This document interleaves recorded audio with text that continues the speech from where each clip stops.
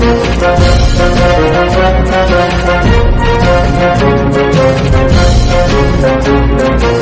हिंद दोस्तों, मैं हूं आपका दोस्त अल्फा शेरा और एक बार फिर से आप सभी का वेलकम करता हूं आपके अपने ही चैनल में। साथियों, आज इस वीडियो में आपसे बात करूंगा भारतीय सेना के अंदर एजुकेशन हवलदार भर्ती 2025-26 के बारे में।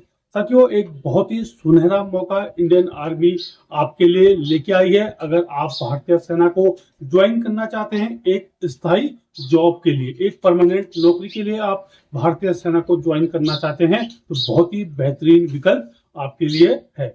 यह भर्ती क्या है, बहुत समय के बाद आई है। काफी समय से यह भर्ती रुकी हुई थी और मैंने पहले भी एक वीडियो बनाया था, आप लोगों को बताया था कि यह भर्ती फिलहाल के लिए बंद हुई है, लेकिन शैक्षिक योग्यता एजुकेशन क्वालिफिकेशन में चेंज होने के बाद यह भर्ती दोबारा से आएगी और सेम वही कार्यवाही हुई है जो मैंने आपको पहले बताया था। आप जाके मेरे वीडियो सेक्शन में देख सकते हैं। मैंने आप लोगों को पहले ही बोला था कि जो हवलदार एजुकेशन की भर्ती है वो आएगी, उसमें एजुकेशन क्वालिफिकेशन है, उसमें बदलाव होगा और सेम वही कार्रवाई हुई है। तो हम जो भी यहाँ पे आपको बताते हैं अपने अनुभव, अपने तजुर्बे से आप लोगों को बताते हैं। कोई यहाँ पे हम कोई सिविलियन नहीं है कि कॉपी पेस्ट किया और वही डाल दिया या फिर सुनी सुनाई बातें या फिर कोई ऐसे ही बोल दिया। हम जो आपको बताते हैं वही चीज आपको आगे जाके क्या देखने के लिए मिलती है, ठीक है ना। तो बहुत ही एक ये बेहतरीन जॉब विकल्प हो सकता है आप लोगों के लिए। और वीडियो शुरू करने से पहले थोड़ा मैं आपको हवलदार एजुकेशन के बारे में बता देता हूँ, इसकी जॉब प्रोफाइल। जैसे कि आपने सिविल में देखा है कि आप लोग स्कूल जाते हैं, कॉलेज जाते हैं, तो वहां पे क्या होते हैं, टीचर होते हैं जो आपको पढ़ाते हैं। तो सेना के अंदर भी दोस्तों सेम कार्रवाई है। अगर कोई जवान फौज के अंदर भर्ती होता है तो वहां पे क्या है, बहुत सारे कोर्स चलते हैं, पढ़ाइयाँ चलती हैं। तो ये क्या है, फौज के अध्यापक। आपको सरल भाषा में समझा देता हूँ कि ये जो हवलदार एजुकेशन है ये क्या है, फौज के अध्यापक। अगर आपका सिलेक्शन हवलदार एजुकेशन के लिए हो जाता है तो आपको क्या है, आर्मी एजुकेशन कोर के अंदर हवलदार पद पर नियुक्त किया जाता है, जो कि एक बहुत ही अच्छी जॉब प्रोफाइल है और एक बहुत ही बेहतरीन जॉब परमानेंट आपके पास वो हो जाएगी, ठीक है ना। यह क्या है, यह जो हवलदार एजुकेशन की भर्ती है यह क्या है, अग्निवीर स्कीम से बाहर है, यानी कि स्थायी नौकरी है ठीक है, सॉरी। तो जितने भी बच्चे हैं, जितने भी कैंडिडेट हैं, जितने भी उम्मीदवार हैं, उन सभी के लिए क्या है, ये बहुत ही ज्यादा बेहतरीन विकल्प है। और इसकी जो नोटिफिकेशन है वो मैं थोड़ा आपको बता देता हूँ ताकि क्या है आप लोगों को आसानी हो। और जितने भी आपके मन में कोई डाउट है, कोई शक है, कोई सवाल है तो आप मुझसे पूछ सकते हैं, ठीक है। तो सबसे पहले दोस्तों अभी जो ये फॉर्म आ गए, अभी 1 या 2 दिन में आपके लिए जो ऑनलाइन आवेदन है वो स्टार्ट हो जाएगा। जो पहली बार मुझे देख रहा है, मुझे सुन रहा है, आपने ज्वाइन इंडियन आर्मी की वेबसाइट पे जाना है और खुद को वहां पे रजिस्ट्रेशन कर लेना है। उसके बाद जैसे ही अप्लाई नाउ वाला जो ऑप्शन है वो खुल जाएगा, आपने अप्लाई कर देना है। अभी आपके फॉर्म भरे जा रहे हैं और मई में क्या है, आप लोगों का पेपर होगा। पेपर यानी कि जो कंप्यूटर बेस्ड आपका जो टेस्ट होगा वो आपका मई में होगा, ठीक है। तो 25-26 के लिए ये भर्ती निकली है हवलदार एजुकेशन के लिए। और इसके अंदर भी क्या है, 3 पोस्ट है। पहला है हवलदार आईटी साइबर, ठीक है, पहला है हवलदार आईटी साइबर, और दूसरा है हवलदार इंफॉर्मेशन ऑपरेशन, और तीसरा है हवलदार लैंग्वेज, ठीक है ना। तो सबसे पहले दोस्तों आपको क्या है, ज्वाइन इंडियन आर्मी की वेबसाइट पे जाना है, खुद को वहां पे पंजीकरण करना है, उसके बाद फॉर्म को भर देना है। उसके बाद क्या होगा, आपका ऑनलाइन कॉमन एंट्रेंस एग्जाम यानी कि CEE ये होगा आपका मई महीने में। उसके बाद अगर आपका रिजल्ट आएगा, अगर आप उसमें सक्सेसफुली पास हो जाते हैं, उसके बाद होगा आपका रिक्रूटमेंट रैली। ये क्या आपका ARO वाइज होगा, ठीक है ना। आपका ARO ZRO वाइज आपका जो रिक्रूटमेंट रैली, आपका ARO ZRO wise recruitment rally होगा, जिसमें आपका physical fitness test, physical measurement test और मेडिकल एग्जामिनेशन होगा। मेडिकल एग्जामिनेशन दौड़ के अगले दिन लिया जाता है। दौड़ इसमें वही है 1600 मीटर जो फौज में होता ही है, ठीक है। इसके बाद जब आपका फिजिकल वो हो जाएगा, उसके बाद आपका skill test plus personal interview, इसके अंदर इंटरव्यू भी रखा गया है, ठीक है, अभी तक जो नोटिफिकेशन में लिखा हुआ है। इसके बाद फिर आपका फाइनल मेरिट और उसके बाद आपका कॉल लेटर, ठीक है।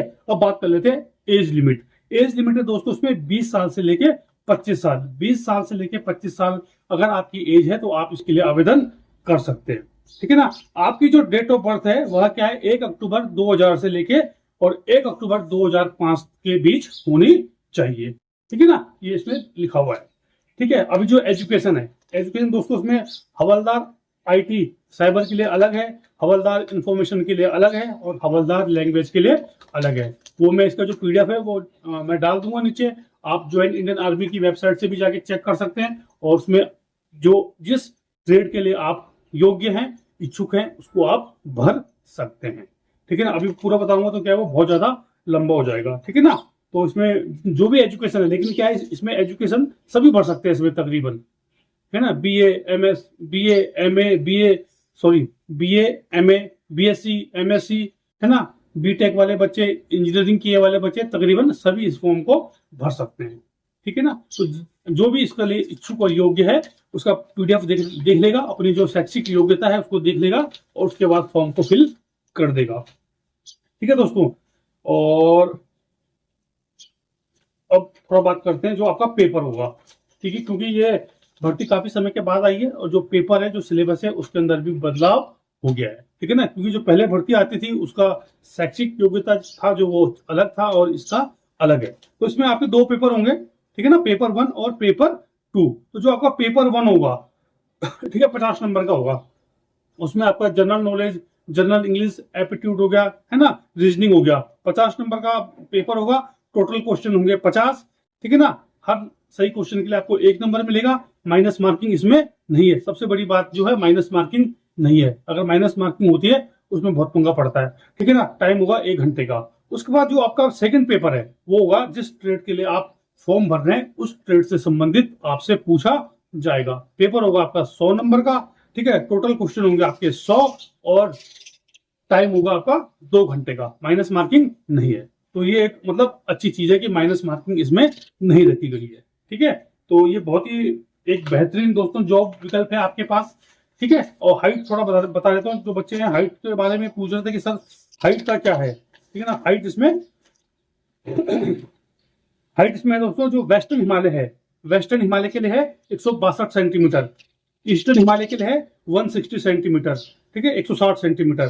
फिर वेस्टर्न प्लेन के लिए है 162 सेंटीमीटर, ईस्टर्न प्लेन के लिए है 162, सेंट्रल प्लेन के लिए है 162 और साउदर्न प्लेन के लिए है 162 सेंटीमीटर। मतलब हाइट इसमें 162 सेंटीमीटर है। तो जिसकी ऊंचाई कम है और भारतीय सेना में जाना चाहता था, हुआ नहीं, उसके लिए ये भी हायर एजुकेशन है। उसके लिए क्या है, एक ये बेहतरीन विकल्प आप लोगों के पास है। ठीक है ना, बाकी आपको किसी प्रकार का कोई डाउट है, कोई शक है तो आप मुझसे संपर्क कर सकते हैं। जो मेरा नंबर है वो दिया हुआ है, इंस्टा पेज का भी लिंक मैंने दिया है, वहां पे भी आप मुझे मैसेज कर सकते हैं। बच्चे एक सवाल पूछ रहे थे कि सर अपेयरिंग वाले भर सकते हैं या नहीं।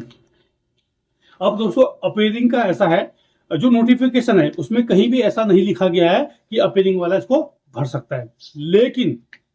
लेकिन क्या है, अगर आपका जो पेपर है, सपोज आपका अभी लास्ट ईयर चल रहा है और आपके पेपर होने वाले हैं, अप्रैल महीने में आप लोगों के पेपर हो रहे हैं या फिर होने वाले हैं, तो आपका जो रिजल्ट है वो आपका मई जून में आ जाएगा। कहने का मतलब ये है कि जब आपकी रिक्रूटमेंट रैली होगी, जिस समय आपकी रिक्रूटमेंट रैली होगी, यानी कि जो दौड़ भाग होगी, उस समय आपके डॉक्यूमेंट आपके पास होने चाहिए। उस समय क्या है, जो डॉक्यूमेंट वहां पे चेक होते हैं, तो उस समय आपके पास जो सर्टिफिकेट है और जो भी होता है वो मार्कशीट वगैरह जो भी है वो आपके पास होनी चाहिए, नहीं तो आपको बाहर कर देगा। यानी कि आप अभी गए हो अपेयरिंग में, इस साल गए हो तो आप भरना चाहते हो, आप उसको नहीं भर सकते। जो अभी लास्ट ईयर में है, जिसके पेपर अभी अगले महीने में है, 1-2 महीने में क्या उसका रिजल्ट आ जाएगा, उसके पास डॉक्यूमेंट आ जाएंगे, तो आप फिर क्या इस फॉर्म को फिल कर सकते हो। यानी कि आप अभी लास्ट ईयर में गए हो, अगले साल आपका पेपर होगा, रिजल्ट अगले साल आएगा, तब आप दोस्तों उसको नहीं भर सकते। ठीक है ना, और किसी भी प्रकार का आपको डाउट है तो आप मुझसे संपर्क कर लेना। तो दोस्तों ये थी आज की वीडियो, और बने रहे चैनल के साथ। भारतीय सेनाओं और सीएपीएफ से संबंधित सभी प्रकार की जानकारी के लिए